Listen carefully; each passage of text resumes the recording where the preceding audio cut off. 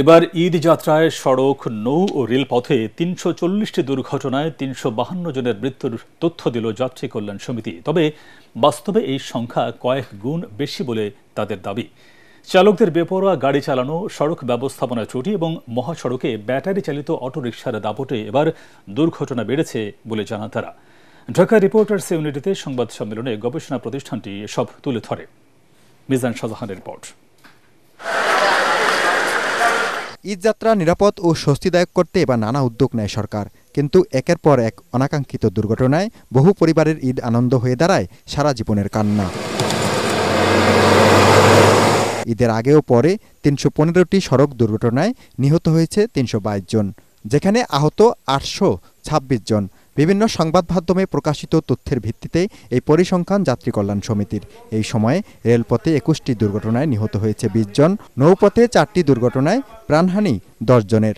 দেশের সড়ক, রেল ও নৌপথে সর্বমোট ৩৪০টি দুর্ঘটনায় ৩৫২ জন নিহত, ৮৩৫ জন আহত হয়েছে। তবে হাসপাতালের তথ্য বিশ্লেষণ করলে হতাহতের সংখ্যা কমপক্ষে ১০ গুণ বাড়তে পারে, যা সংবাদপত্রে না আসার কারণে আমরা তুলে আনতে পারিনি। টানা ৯ দিনের ছুটি আর সরকারের কঠোর অবস্থানে এবারের ঈদযাত্রা স্বস্তিদায়ক হয়েছে বলে মনে করে গবেষণা প্রতিষ্ঠানটি। তবে পরিবহন ব্যবস্থাপনার গুরুত্বপূর্ণ পদে অদক্ষ লোকের কারণে এ খাতে শৃঙ্খলা ফেরানো যাচ্ছে না বলেও দাবি তাদের। সড়ক, রেল এবং নৌ সেক্টরে আন্তর্জাতিক অভিজ্ঞ লোকজন দিয়ে এই সমস্ত প্রতিষ্ঠানগুলো পরিচালনা করা দরকার।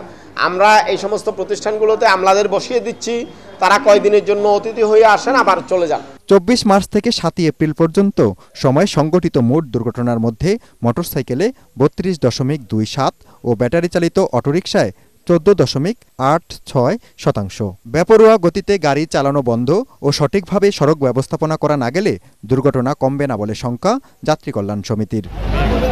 মিজান শাহজাহান, এটিএন বাংলা, ঢাকা।